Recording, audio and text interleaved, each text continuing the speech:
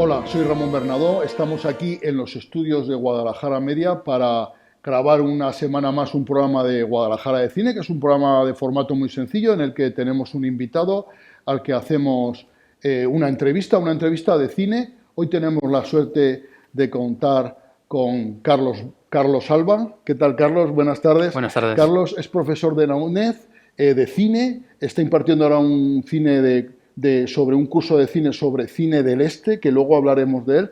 Pero muchas gracias por estar con nosotros, ha sido muy amable en venir a nuestra invitación. Gracias Pero a antes vosotros. de hablar del curso y de hablar un poco de tus experiencias de cine, cuéntanos por qué tenemos Fellini 8,5 de fondo en este plató. Bueno, yo creo que porque, cómo no tenerla, ¿no? Es una de las joyas cinematográficas. Fellini, yo creo que no hay un Fellini actual.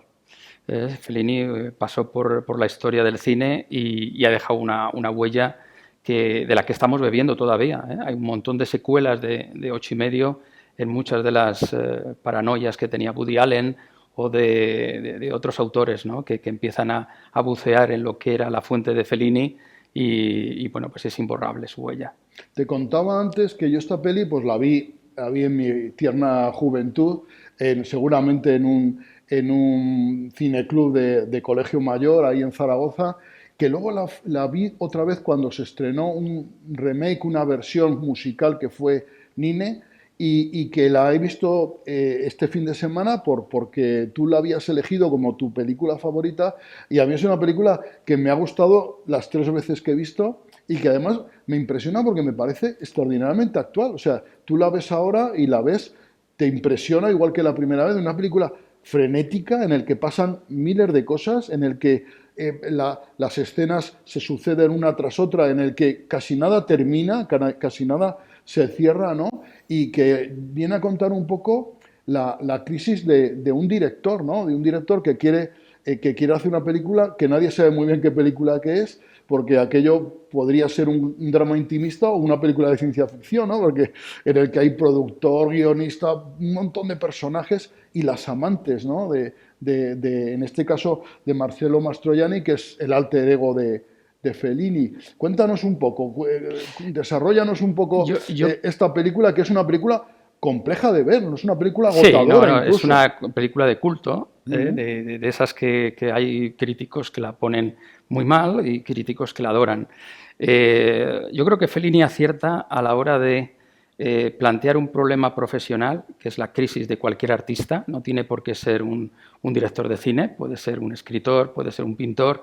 Es una crisis artística, y mezclarla con el gran problema de la crisis amorosa, de la crisis de pareja, incluso la crisis personal, ¿no? El amor como una obra de arte del individuo. Y entonces genera toda una reflexión sobre ese proceso de creación desde el yo profundo, que hace que esta obra se pueda expandir antes y después de la película hacia cualquier tipo de indagación artística. Entonces yo creo que ese es uno de los focos principales que tiene la película, que la hace muy actual. Cualquier crisis actual se puede ver reflejada en esa película. Y luego la forma magistral que tiene de llevarlo todo, sobre todo al final de la película, llevarlo a todo su universo circense, que es maravilloso. Es decir, ese circo tan inesperado en una película tan intimista como esta es realmente el toque de magia que necesita cualquier artista, ¿no? Es decir, cómo su universo privado le sirve para poner un broche de oro a una trayectoria que es realmente maravillosa. A mí me impresiona mucho porque la peli está impregnada de mucho sentido del humor. Hay humor En todo, en todo, en todo. está todo muy impregnado, siendo que toca temas muy serios y el personaje es un personaje absolutamente atormentado, porque además el pobre Marcello Mastroianni es que no es capaz de decidir nada, le hacen preguntas de manera incesante, que a mí me recuerda mucho la película de Truffaut, La Noche Americana, en el Exactamente. que decía Truffaut que hacía de protagonista, de director, y decía, el director se dedica a responder preguntas. Le Eso es. preguntan continuamente y tiene que ir respondiendo, ¿no? O elegir, ¿no? Dice, ¿qué vestido quieres? ¿Este o este? Y decía, este. Y tal. Pues aquí le pasa igual a Mastroianni, que todo el mundo le va preguntando sobre la película o cuestiones, o que elija una actriz y tal, y él es incapaz, ¿no? Por esa crisis personal De todas formas, yo creo que en la película se ven claros los dos planos, el plano más técnico, del director técnico que tiene que resolver los problemas, y luego el artista, ¿no? El plano del arte, donde claramente el plano técnico está muy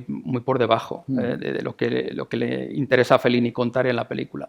Es realmente una película que yo creo que es imprescindible para cualquier director de cine joven que quiera iniciarse en este mundo.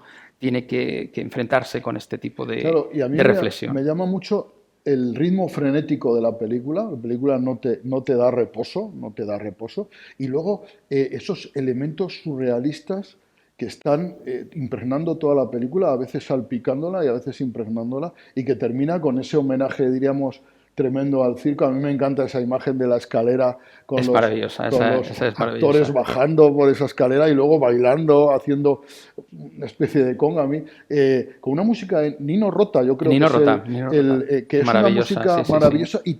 Y tan característica, ¿no? De ese cine italiano de esa época, ¿verdad? Ese es un acierto de Nino Rota, es decir, que cualquier cosa que coge la acaba adaptando al gusto del director de cine que le toca. Sí, pero con su personalidad. Con su personalidad. Porque tú oyes a Nino Rota y lo identificas. Exacto, O sea a eso me refiero, ¿no? Que al final es una producción de Nino Rota, pero claro, le ha servido a ese director de cine para sacar otra arista de la película que realmente sin esa música sería otra cosa.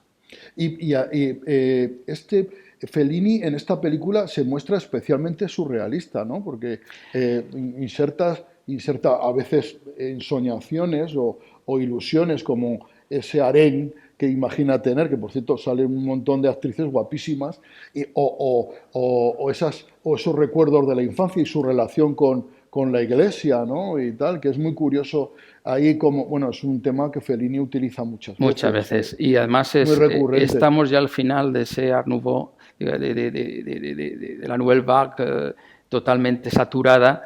Y entonces esta es una película, yo creo que en la época se vio de una forma errónea y se le criticó demasiado ese aspecto vanguardista de autor. Actualmente vemos una cantidad de riqueza en la película que en la época de tanta saturación que había con toda esa vanguardia de los 60, esta película resultó precisamente esa vanguardia, ese aspecto vanguardista negativo para la crítica. La peli es una peli del 63. O sea y a mí esta peli no me deja... Me impresiona mucho de buñueliana. O sea, hay elementos muy de Buñuel, ¿no? En esta peli y tal. Sí, aspecto de La Fuente, por ejemplo, podría ser cualquiera de las películas de Los Olvidados de Buñuel, cualquiera de esas referencias, y además irónicamente, porque claro, todas esas referencias populares que puede tener Buñuel de cara a un surrealismo más visceral, en esta película, claro, es el lujo, esa burguesía retratada cruelmente en el balneario, exactamente. ¿no? Pero eso es muy de Buñuel también. Muy de Buñuel, ¿no? El discreto encanto de la burguesía, claro, ese tipo de películas entroncan un poco con este tipo de estética. Y a mí me gusta mucho que Fellini no se haya alineado a una postura ideológica en la película.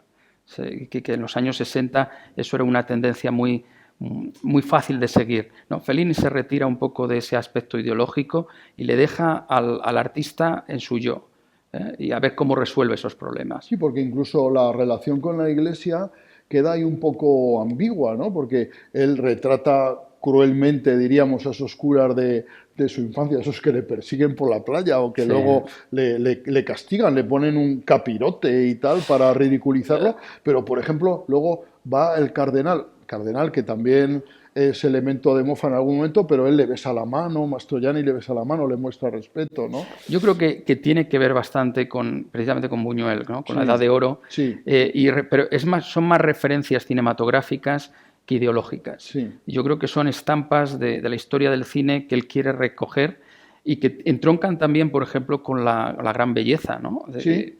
Es decir, es ese tipo de cine italiano que empezamos a ver que está más basado en la estética y no tanto en la ideología. Yo siempre de Fellini, a mí me impresionaron cuando vi el Satiricón y Roma.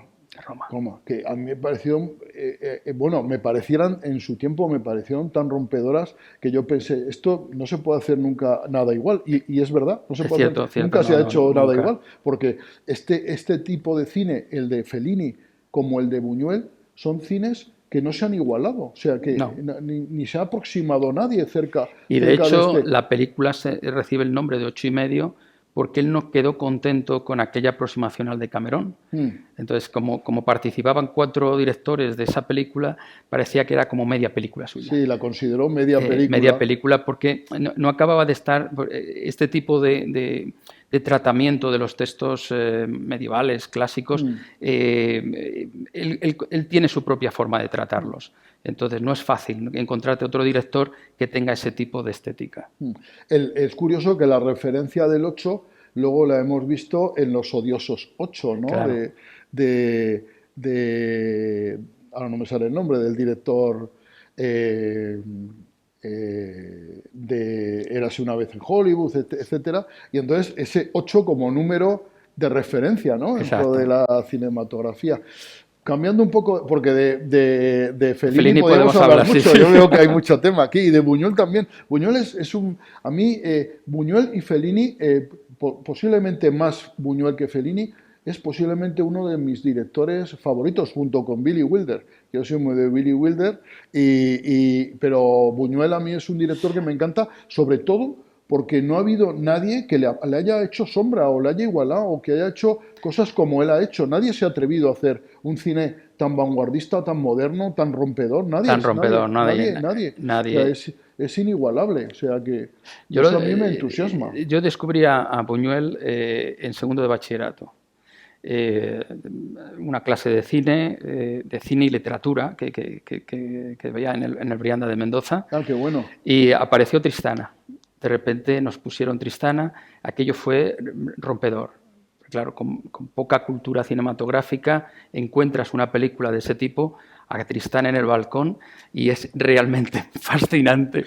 Tristana fue rodada en Toledo, es la que se rodó en Toledo, La de ¿verdad? Toledo, sí, sí, sí. Y ese fue mi inicio en eso, y rápidamente me fui, claro, a la biblioteca a coger todo tipo de información sobre Buñuel Yo y no de recuerdo cassettes. cuál fue la primera película de Buñuel, pero no sé, igual fue alguna de la etapa francesa, Belle de Jour, y por la época y tal, pero claro, luego enseguida vi pues muchísimas otras, ¿no? Y yo recuerdo con mucho agrado que en la 2, porque en los años 80 la 2 ofrecía muchas noches película a las 10 de la noche o a las 9:30 de ciclos. Y hubo un Sí, ciclo que era Buñuel en México. sí, Y sí, sí, sí. pusieron todas las películas de Buñuel en México y yo disfruté una barbaridad. Eso lo recuerdo con un agrado mayúsculo. Era una época esa en la que solo había 2 cadenas, la primera y la segunda, y en la primera te podían poner un programa de entretenimiento, pero en la segunda había una peli de valor. O sea, que aquello era una época estupenda, porque eso ahora ya en las teles generalistas eso Es difícil, no existe, ya eso ha difícil encontrar desaparecido. ahora Buñuel. Solo hay cine comercial. La 2 es la que aún mantiene ahí un poco el tipo.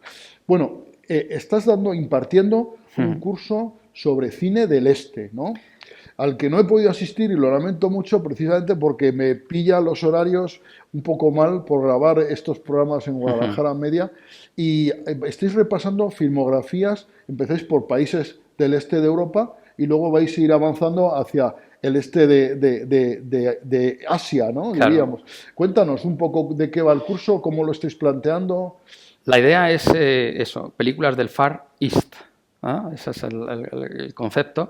Entonces, la idea es bucear en esa filmografía a la que no tenemos mucho acceso ni desde la televisión, por supuesto, pero ni siquiera tampoco en la cartelera llegan ni los grandes hits, ¿no? de Bollywood ni de China. Muchas veces no tienes acceso a ese tipo de cine. Pues era plantear un poco cómo las cámaras que se fueron de Francia o de Estados Unidos a principios del siglo XX llegan a todos esos territorios y empiezan un poco a utilizar los paisajes de Asia y de África, pero sobre todo de Asia, como reclamo para luego el consumo interno de Europa, cómo esas cámaras al mismo tiempo sirven de reflexión sobre cómo reconocernos a nosotros mismos.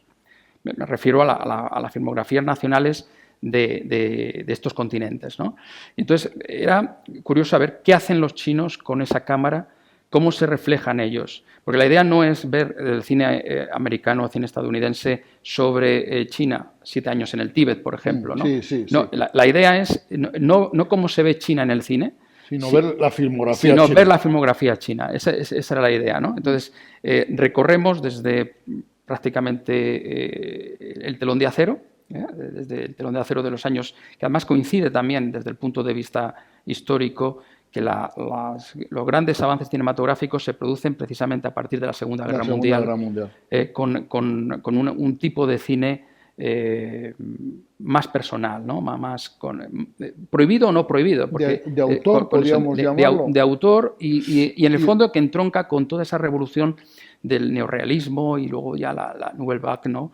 Ese tipo de avance vanguardista empezamos a verlo en todo ese cine, tanto en Polonia como en Rusia, como en Hungría. Rumanía va a tardar un poco más, y será a partir ya de los años 90 cuando empiece a despertar esa filmografía nacional, pero realmente es sorprendente. Y de estas filmografías, bueno, por supuesto la alemana tiene un peso actual muy importante, porque además Alemania es una fábrica incansable de telefilmes, hay muchísimos telefilmes, pero luego tiene una filmografía, yo creo, muy interesante. No sé si Alemania produce más películas que nosotros. No, seguramente sí. Seguramente, sí. Pero nos llegan muy pocas. Llegan pocas, esa es la cuestión. Porque francesas nos llegan una barbaridad. Francesas nos llegan 50 películas al año, algunas de muy baja estopa, por cierto. Claro. Hay mucho cine francés de comedia barata que están protagonizadas por el Christian Clavier y gente de esta, que es como Paco Martínez Soria en el 2000. Es algo que engancha bien con cualquier público y funciona. Pero Alemania o Polonia, por ejemplo, ¿Polonia también tiene una filmografía potente en la actualidad o no? Tiene, claro que sí. Fíjate, el Ida, por ejemplo, que tuvo un éxito, y Cold War. Cold War es una maravilla de cine que además viene de toda esa trayectoria a partir de los años 50. Baida y todos estos directores. Es verdad. Empezamos a ver ahí todo una evolución muy intensa, ¿no? Tanto de apuestas vanguardistas sobre cómo rodar, cómo generar una fotografía impresionante, porque ahí es un juego de brillos, de luces. Circunscribiéndonos un poco a este director, al de Cold War e Ida, que es el mismo director. Polonowski. Pues que las dos películas tienen en común una fotografía absolutamente fascinante, en blanco y negro. Exacto. Y luego un estilo narrativo que diríamos que da al espectador la oportunidad de ver e interpretar, en el que el espectador tiene que tener parte activa para comprender la película y para desarrollarla, porque es una película que te da esa oportunidad, ¿no? Es una película que no está masticada, que tú tienes que masticar y digerir para comprenderla, y eso a mí me parece maravilloso. Yo la primera vez que vi Cold War, por ejemplo, en el cine, me perdí la primera parte, es decir, me perdí los primeros 5 minutos. Y bueno. ¿Pero porque llegaste tarde? Llegué tarde y cuando me metí, bueno, vi la película y el final, claro, no lo conecté con el principio. Claro. Y claro, esos fotogramas iniciales de la película son tan importantes para que luego tú hagas el ciclo entero,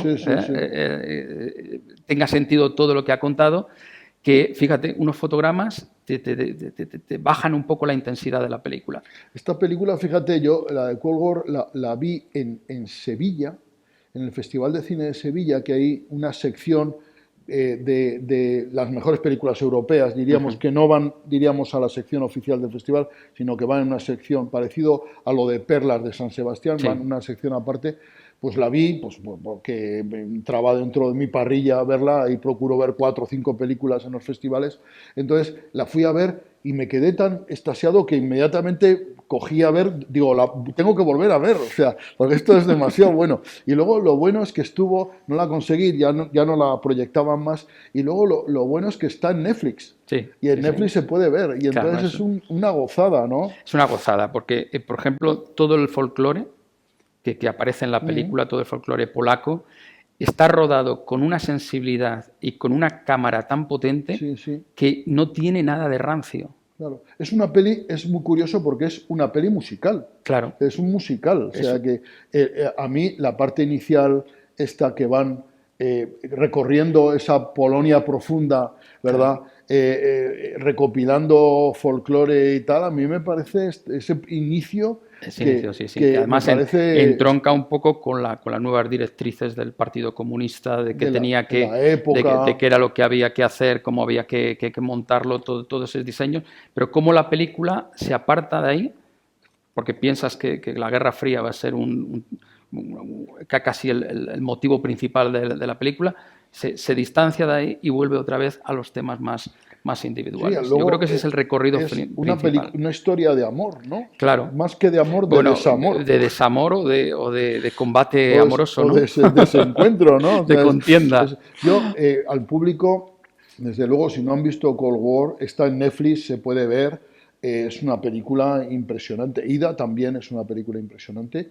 Yo, por ejemplo, muchas veces estas películas me da miedo recomendarlas porque, digo, gustarán a todo el público, pero el público no se atreve a ir a ver una película polaca. Eso es la realidad. Tú le dices, vete a ver una película, es polaca. ¿Polaca? Sí. O alemana, alemana y tal. Pero el público que se atreve a verla sale encantado de ella. Y con Ida me pasó igual. Con Ida, yo a alguno le dije, tienes que ir a ver Ida, que es una película polaca. Y dice, polaca. Y tal. Sí, en el curso nos ha pasado lo mismo con el cine yugoslavo, el caso, por ejemplo, de Kusturica. Kusturica. Pues en principio... Kusturica es relativamente conocido. Dices Kusturica y a lo mejor la gente sí va, pero dices cine yugoslavo y te quedas ahí. Bueno, pues eso y así dices serbio, ya no te quiero contar. Sí. Oye, y vais a hacer el recorrido de toda Europa del Este y luego también os metéis en Corea, Japón... El curso está dividido en dos partes. La segunda parte va a empezar ahora en febrero, que la matrícula está abierta ahora en la UNED Senior. Y para esa segunda parte... Para este segundo cuatrimestre. Para el segundo cuatrimestre. O sea, a partir es muy tentador. A partir de mitad de febrero empezamos la segunda parte. Que ahí ya nos vamos a la filmografía iraní y luego China. Bueno, iraní tiene cosas muy interesantes. Sí, China, Corea, vamos a pasar por India, Nepal y nos vamos a ir a Japón. Muy bien, muy bien. O sea, vamos a ahí tenéis hay mucho que cortar ahí. ¿Y cuál es vuestra dinámica? ¿Primero veis alguna película o veis algún montaje? ¿O cómo va el asunto? Cuéntame. La idea, solemos proyectar películas de cada una de estas filmografías, pero antes una sesión la dedicamos íntegra a un recorrido del panorama de ese país, ¿no? Para que vean un poco la trayectoria de ese cine. Por ejemplo, con el cine húngaro, pues claramente vemos que el blanco y negro se impone sobre todo. Entonces, ese tipo de datos visuales te dan mucha información de cómo todas estas filmografías generan una impresión en los espectadores. Y luego, pues, seleccionamos un título o dos títulos de la filmografía y los comentamos después. Muy bien. Tenemos una especie de cineforo. Y los veis, ¿no? Los vemos enteros, sí. Y hablábamos antes de entrar en cámara, que de la dificultad a veces de encontrar estas películas, ¿no? ¿Puedes acceder a todas las películas que quisieras? ¿O? No, que va. Yo tengo un archivo que yo estuve viviendo 3 años en Nepal y tenía acceso al cine indio de una forma muy, muy directa, ¿no? Aparte del cine, pues todo lo que era el comercio. Muchas de esas películas ya no se comercializan, con lo cual, pues todo lo que tengo ahí me sirve un poco de colchón por si no lo encuentro en la red, en Internet. ¿Y lo tienes en formato digital? Lo tengo en formato digital, pero a veces son CDs. A veces no es ni DVD, es en CD, pero aún así funcionan. Dentro de los Blu-ray ahora pues te leen esos formatos y se pueden proyectar. Y hay joyas, hay maravillosas que a veces te asustan, ¿no? Se habla de Bollywood y dice, ¡ay, Dios mío, cuidado, musical! No, hay historias maravillosas que se cuentan en ese formato y que no hace falta tener mucha información previa. Para ser capaz para entrar de dentro de la película, no hace falta mucho. Lo que más dificulta, por ejemplo, es el lenguaje, que evidentemente por la mayoría están en urdu, en hindi, y con subtítulos en inglés hay pocas, que a veces es una forma de presentarlo, pero claro, está la dificultad del idioma que es la que tenemos que salvar. Carlos, cuéntanos, has traído aquí un montón de atrezo para nosotros, libros, películas. Cuéntanos un poco, aunque sea lo más importante de lo que nos has traído. Has traído una historia del cine.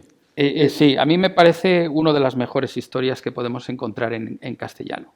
La historia de José Luis Sánchez Noriega. José Luis Sánchez Noriega, historia del cine. Vale. Completa la de Gubern, la de Román Gubern. La de Román Gubern he leído en parte, no la he leído entera, a mí me parece excelentísima. Pues a mí el problema que le veo a esa historiografía que es que se fue haciendo casi directamente confrontándolo en los años 60 con lo que estaba apareciendo en cine. Entonces se fue actualizando hasta los años 90. Y no tiene perspectiva. Exacto. Entonces, la parte de los años, es decir, lo que hay hasta los años 60 casi se puede quedar como una historia más o menos objetiva de lo que pasó. A partir de los 70 y 80 esa historiografía se queda bastante subjetiva. Hay muchos nombres que no aparecen, otros que se les da demasiado relieve, que quizá dentro de ahora, en la actualidad, 20 años después, pues no se tendrían que tener tanta relevancia. Entonces, una actualización de esa historiografía es un alumno suyo que la pone en juego fenomenal. Y la verdad es que está muy bien. Y luego, una de las últimas recientes que he conseguido es la historiografía del cine rumano, bueno. Desde 1897 a 2017. Es una historiografía, además, que es uno de los críticos más reconocidos en Rumanía y que está muy bien, con cierto humor, además, con cierta ironía, lo rescata bastante. Y luego el resto pues son propuestas que voy desgranando aquí para el próximo curso, ¿no? Pues, por ejemplo, nada menos que a Satyajit Ray, ¿no?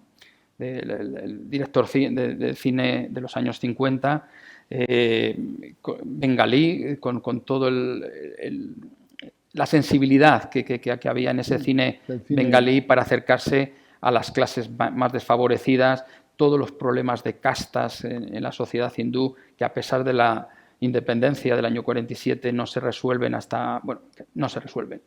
Pues ese cine la refleja muy bien. Entonces, hay todo un valor neorrealista en el cine de Satyajit Ray que vamos a explorarlo y además tengo muchas ganas de confrontar a ver cómo funciona. Y es de lo poco que se puede conseguir con doblaje en castellano. Qué bueno. O sea, eso está doblado en castellano ya.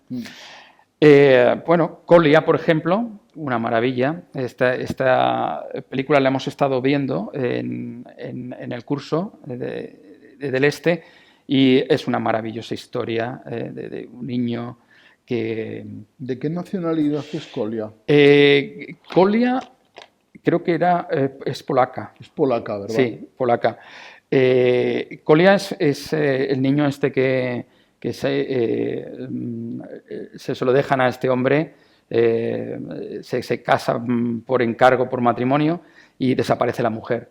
Y entonces se queda con un niño pequeño que no habla su idioma, que es ruso, que tiene el problema de que no puede salir del país, y él, que nunca ha querido ser padre, se encuentra con la aventura de tenerlo que ser, de tener que encargarse por primera vez de esa responsabilidad. Qué bueno. Y con un humor tan fino. Él es un músico que toca en los entierros. Entonces, yo he visto Colia, yo creo que la pusieron en el Cineclub Alcarreño hace unos años. Sí. Y la recuerdo, lo que me cuentas lo recuerdo vagamente y la impresión que tuve yo es estupenda de esta película. Es un humor muy fino, muy irónico. También en parte porque el que representa el papel protagonista es el padre del director. Con lo cual hay dentro un montón de referencias entre la relación de hijo-padre, es decir, toda una serie de chistes que se dirigen ambos, ¿no? El padre al hijo. Es muy interesante esa película. Carlos, nos hemos ido de tiempo, no te puedes hacer ni idea. O sea que ha sido un placer, de verdad, muy ilustrativo hablar contigo. He aprendido mucho, muchísimas gracias. Muchas gracias por venir con nosotros. Ustedes espero que se lo hayan pasado también como me lo he pasado yo. Y la semana que viene disfrutaremos de otro cinéfilo empedernido. Muchos besos y muchas gracias.